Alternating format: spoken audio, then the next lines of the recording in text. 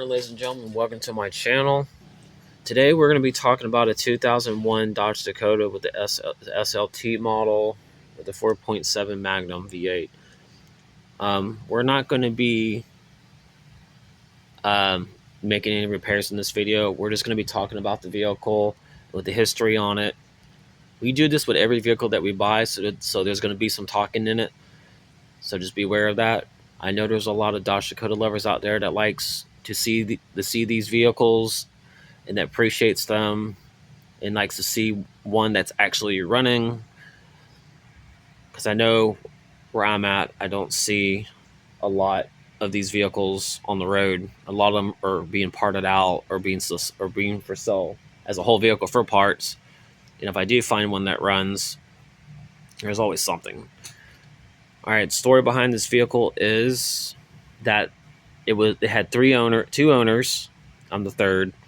The first owner was he was an older gentleman. He owned the vehicle. He took very good care of it. The second owner was a younger kid. He had it, said he took care of it. Then after 2 months, I think like 2 months ago or something, he let it go. Then it sat, said he couldn't afford the gas in it, which means I don't understand how people can't afford the gas in these trucks, especially like in the newer ones, because they're more fuel efficient these days. But I told people the same exact thing, and that's about why the kid wanted to get rid of it. And people like, seriously? Those trucks, they don't even, take but 60, 70 bucks to fill them up, which means in today's world that might be a lot, but I think it just all depends on the person. All right, this is what the truck looks like. This is a white. It is actually white. I'm not much of a fan of white. It is what it is. This is what the roof looks like. This vehicle has no paint loss or any coating issues. It does have the original mirrors. You can tell they're in perfectly good shape. No cracks, nothing broke. Glass is not cracked. Has the original windows that are not cracked or anything. I just put these on. These are the ones that go on the inside as far as the rain guards, not the outside. The only paint fade I see is just the lines, the strips that were here before. And that's going to be typical for a 25-year-old truck. It does have the Dodge Dakota SLT emblem still on here. And it has, the gray paint job on the bottom. The gas cap, not the gas cap, the gas door is in really good shape, just a little dirty. There's the gas cap. And this is what it looks like here. This looks like from lime rock, maybe some type of gravel that somebody may had, or it could have been like in the forest or something. The rims are okay. These are original.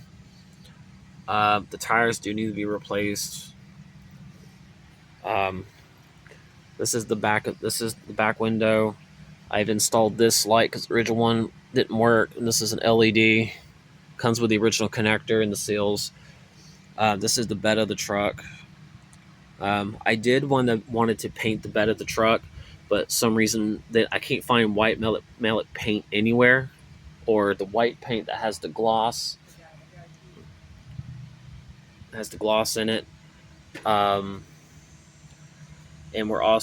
but since I can't find any white gloss paint in any of these stores or even online, I'm just going to paint it black, which I've been doing here. I ran out, and plus it got dirty again.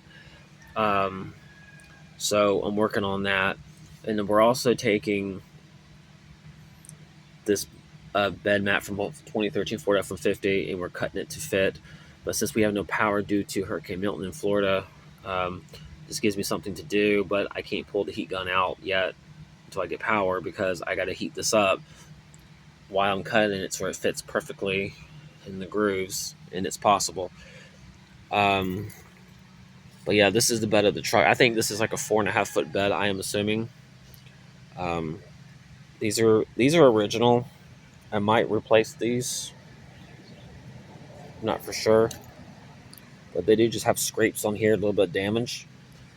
It looks like this vehicle might have been from Prestige in Ocala. I don't know if that was when it was new or if it was purchased used.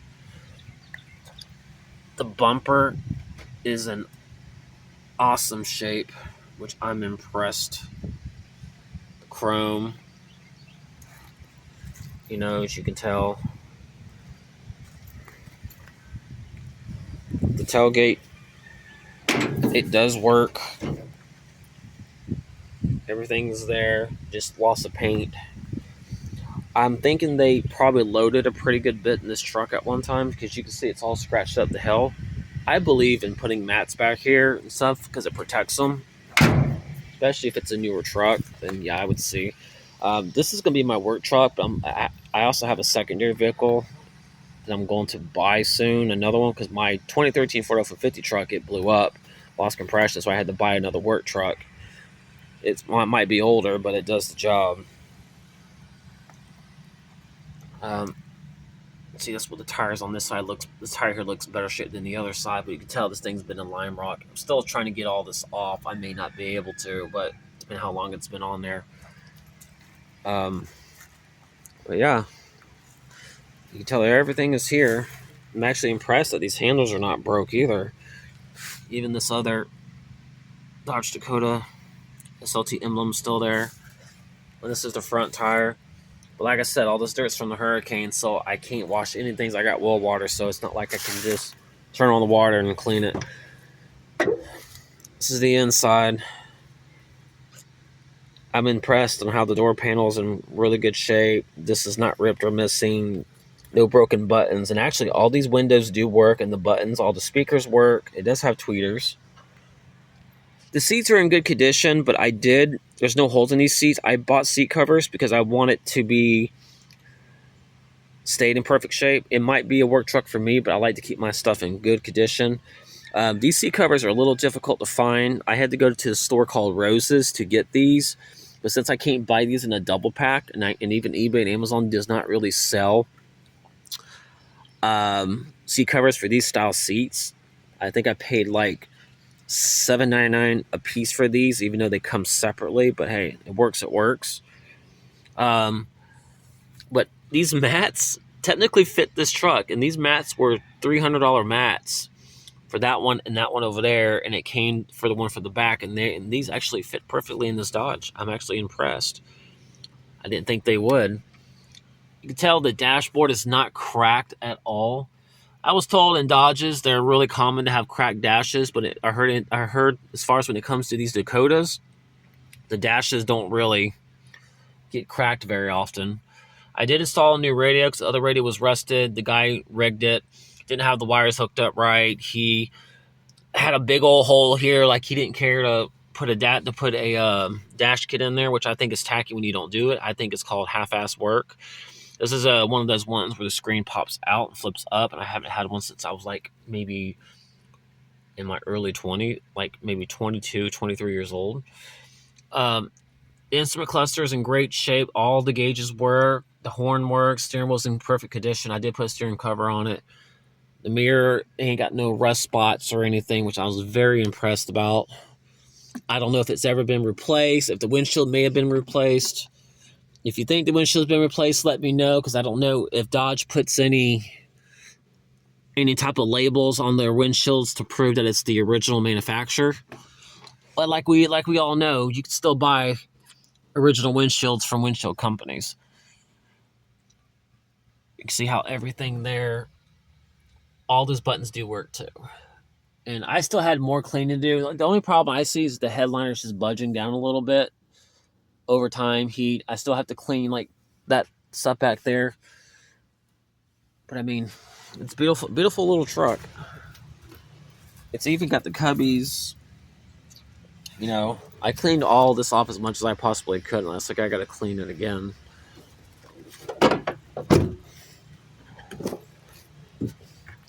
But this is the back. See, I don't know if this guy installed new speakers in this thing. It looks like he did and did it half-ass. I mean, I don't know why people just don't run them straight through here like I always do and run it straight through there through the door. If those wires get pinched, your speakers ain't gonna work right. This is the back. The seats are perfect too. I was actually impressed. Like, they're really smooth. This truck is very comfortable to sit in, and I like it. It sounds really good too.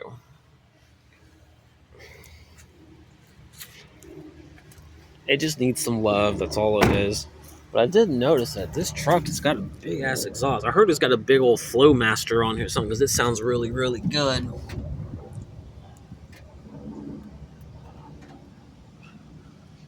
But that's the axle and everything else down here. And as you can tell, it's just normal Florida rust for as old as this truck is. Can't beat it. I mean, now these days, it's hard to find a vehicle for under $5,000 that runs good anymore. This is the 4.7 Magnum. I'm doing some work on it because the other day I just cleaned out the throttle body inside and out. The seal was actually good. I usually replace the seals, but the seal was actually fine. And since I didn't know exactly what seal it had, because there was two different seals, they had the square one with the 4 holes, and they had the weird oval one. And now I know it's the weird oval one. I got to get these two components. I bought this one, but I forgot to buy that one. Hopefully, because after I started, because when I drove it home, the throttle body, nothing was acting up as far as idling. But as soon as I cleaned that out with throttle body cleaner and everything, after I took it off, put it back on, now after it runs for about 15 minutes, the engine will go vroom, vroom. It will stop for like a few. It'll rev up on its own, just like if somebody's in the vehicle pushing the gas pedal like twice. Then it stops and it comes back. So I don't know what's going on there. I think it's something to do with them sensors. Maybe there's a cracked hose somewhere I don't know about. But it didn't do it until after I cleaned the throttle body out. I did do an oil change. I had an antifreeze fluid change. The guy said the cap had to be replaced here. I replaced it because it said it kept bursting out fluid everywhere. But it's been holding power steering. It's actually quiet now, so I'm not having any issues. I was going to replace it if it was actually leaking. But people have asked me, is this actual vacuum sealed? And if it's vacuum related pump, it will spray out. And I did have to order one of these, because it's swollen. But other than that, the vehicle's in great shape. The brakes were shot. The brake pads on the front were completely shot. The rotors were shot so bad there was no metal on the inside of the rotor on the driver's side. The caliper was completely cracked in half. The whole piston fell out of the caliper. And after I bled the brakes, it wouldn't let me bleed it because this is bad.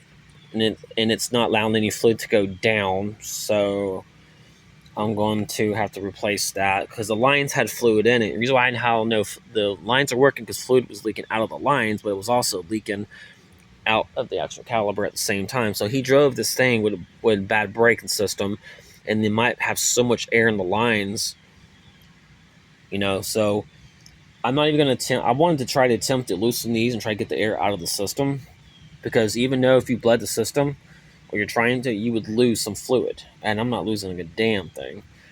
But other than that, the vehicle's in really good shape. It runs and drives, and that's what you expect for a $3,000 vehicle, especially at that age. And you're not going to believe that this vehicle only has 186,000 miles, which is impressive. And it needs a new AC condenser because it's beat up. Other than that, it's a good truck. Hope this video helps on this 2001 Dodge Dakota 4.7 liter. Like I said, this is just a review on this truck, basically a storyline added with it. If you have any questions about this truck, you can feel free to ask me, feel free to comment, and y'all have a great one.